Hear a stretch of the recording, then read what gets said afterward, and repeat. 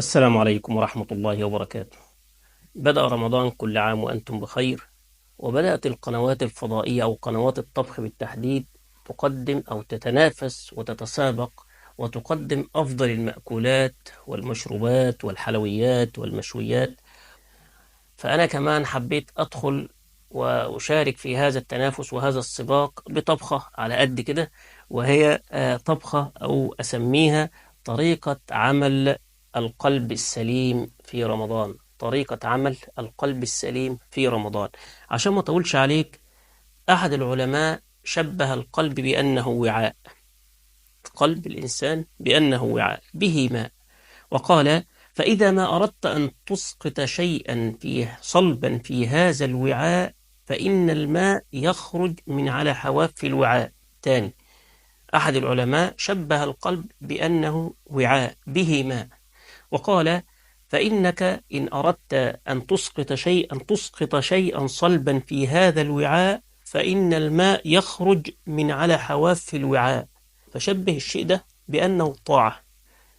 فتسقط الطاعة في القلب زي ما احنا شايفين، فإن هذه الطاعة تخرج المعاصي وتخرج الحقد والغل والحسد وتخرج التناجش وتخرج الربا وتخرج أكل المال الحرام وتخرج الذنوب وتخرج كل شيء يغضب الله عز وجل. فرمضان فرصة لنزول الطاعة مكان المعصية، زي إن شاء الله ما هنبين وهنشرح دلوقتي على السبورة. إن شاء الله نشرح أنواع الطاعات اللي بتنزل القلب فتخرج المعاصي وتخرج كل شيء يغضب الله عز وجل. فرمضان فرصة لغذاء القلوب، فكما للمعدة غذاء فإن للقلب أيضا غذاء. يعني شبه أحد العلماء أو عمل إشارة أن بيننا وبين الصحابة شبر، فحط إيديه كده اليمين على جنبه الشمال. لو بصيت لصباعك الكبير ده هتلاقيه على القلب، الصغير هتلاقيه على المعدة. قال: هم كانوا يعملون لإيه؟ لغذاء القلوب، ونحن نعمل لغذاء المعدة. بص هنا وبص هنا، هم كانوا بيعملوا لغذاء وإعمار القلوب، ونحن نعمل لغذاء المعدة. فرمضان فرصة لغذاء القلوب، تدخل الطاعة كما ينزل هذا الشيء الصلب في الوعاء فتخرج الماء من على حواف الوعاء، كذلك الطاعة تنزل إلى القلب فتخرج المعاصي والذنوب والآثام. فتابعونا إن شاء الله، هنتعرف مع بعض على الأشياء التي تقرب إلى الله عز وجل وغذاء القلوب وطريقة عمل القلب السليم. السلام عليكم ورحمة الله وبركاته. أهلا بكم مرة تانية. وبعد ما شفنا الشيف علي وهو بيقدم طبخة وهي طريقة عمل القلب السليم في رمضان، هنتابع مع بعض إيه الأشياء النافعة التي تقرب العبد من ربه سبحانه وتعالى في هذا الشهر الكريم، وإيه الأشياء اللي بتدخل القلب فتخرج الأشياء الضارة أو الأشياء الغير نافعة التي تبعد العبد عن ربه. من هذه الأشياء التعلق بالمسجد، المحافظة على الصلاة، قراءة القرآن، ذكر الله عز وجل، الإنفاق في سبيل الله. كان النبي صلى الله عليه وسلم أجود الناس، وكان أجود ما يكون في رمضان، فكان أجود من الريح، أجود بالخير من الريح المرسلة. النتيجة إذا أدخل هذه الأشياء في القلب بيفوز برمضان. النتيجة فاز برمضان إذا أدخل هذه الأشياء في رمضان، وسيجني ثمرتها أيضا بعد رمضان. تدخل هذه الأشياء أو هذه الطاعات في القلب في شهر رمضان، فتخرج كل الأشياء التي تبعد العبد عن ربه سبحانه وتعالى، مثل أمراض القلوب من الغل والحقد والحسد والبغضاء والشحناء والتناجش التباغض، الغل، الكره. تخرج الغيبة، تخرج النميمة، يخرج من القلب التعلق بالأغاني. طوال العام الإنسان متعلق بالأغاني، مفتون بالأغاني. إذا جاء رمضان فقرأ القرآن فإن النور يدخل القلب، ما جعل الله لرجل من قلبين في جوفه. تدخل الطاعة تخرج المعصية، تدخل الحسنة تخرج السيئة، يدخل الطاعة الشيء النافع يخرج الشيء الضار. يخرج كمان معانا التعلق بالأغاني، يخرج التعلق بالأفلام، التعلق بالبرامج والتافهة والبرامج اللي بتبعد العبد عن ربه. بتخرج النتيجة بعد كده إذا الإنسان ما أدخلش الأشياء ديت وفضل مصمم على أو فضل الران والمعاصي على قلبه، فإن النتيجة تكون خسارة رمضان، خسر رمضان، لأنه رمضان سباق أو سوق ينصب ويعقد، فاز من فاز وخسر من خسر. علشان كده حبينا يكون أول شيء علشان نبدأ رمضان صح هو التعلق بالمسجد. ما ترى رجل إذا كان عاصي أو صالح إلا وله حنين إلى شهر رمضان، وخاصة التعلق بالمسجد. تلاقي كل الناس رايحة على المسجد، أطفال وشباب ونساء وشيوخ، كله رايح على المسجد، العاصي والطائع كله. الطائع رايح يزود الطاعة، والعاصي راح يتوب إلى الله عز وجل ويتقرب إلى الله عز وجل بالطاعة، لعل الله تبارك وتعالى أن يجعله من عتقائه من النار في هذا الشهر الكريم. لذلك فعلاقة المسلم بالمسجد علاقة وطيدة، ولنا في النبي صلى الله عليه وسلم الأسوة الحسنة، لأن أول شيء فعله النبي صلى الله عليه وسلم عندما هاجر من مكة إلى المدينة فهو المؤاخاة بين المهاجرين والأنصار وبناء المسجد. المؤاخاة بين المهاجرين والأنصار وبناء المسجد لتستقيم العلاقة بين العبد وربه. لذلك فالتعلق بالمسجد من الأشياء التي تعمر القلوب. الله تبارك وتعالى سمى الذين يحافظون على الصلاة في المسجد بالرجال، قال رجال لا تلهيهم تجارة ولا بيع عن ذكر الله. وفي الآية السابقة قال في بيوت أذن الله أن ترفع ويذكر فيها اسمه يسبح له فيها بالغدو والآصال، رجال لا تلهيهم تجارة ولا بيع عن ذكر الله. فاللي ما بيروحش المسجد واللي ما بيحافظش على الصلاة يسمي نفسه بقى هو ايه، هو حر في اي اسم يختاره، ان هو يسمي نفسه اي اسم، بس يبعد عن اسم ايه رجل، لان الله تبارك وتعالى هو الذي سمى الذي يحافظ على الصلاة بالرجال. تاني حاجة في موضوع المسجد أن الإنسان يتعلم فيه أوامر الله عز وجل ونواهي الله عز وجل، يتعلم حرمة المال والدم والعرض. وفي المسجد يتعلم المسلم قول النبي صلى الله عليه وسلم إن أموالكم وأعراضكم ودماءكم عليكم حرام كحرمة يومكم هذا في شهركم هذا في بلدكم هذا. يتعلم المسلم حرمة المال، وقول الله عز وجل أحل الله البيع وحرم الربا.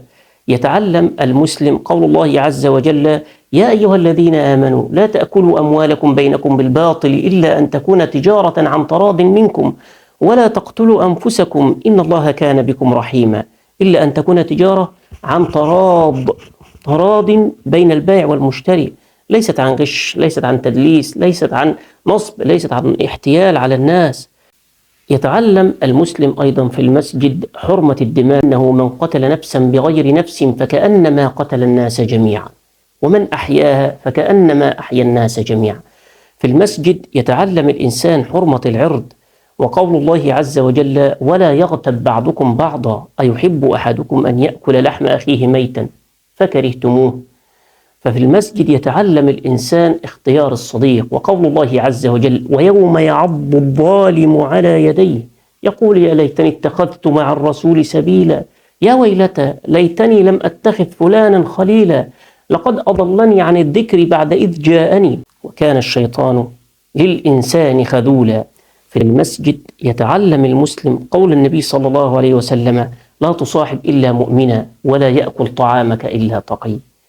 في المسجد يتعلم قول النبي صلى الله عليه وسلم المرء على دين خليله فلينظر أحدكم من يخالل. الصاحب ساحب، الصاحب ساحب، إما يسحب إلى الجنة وإما يسحب إلى النار عياذا بالله.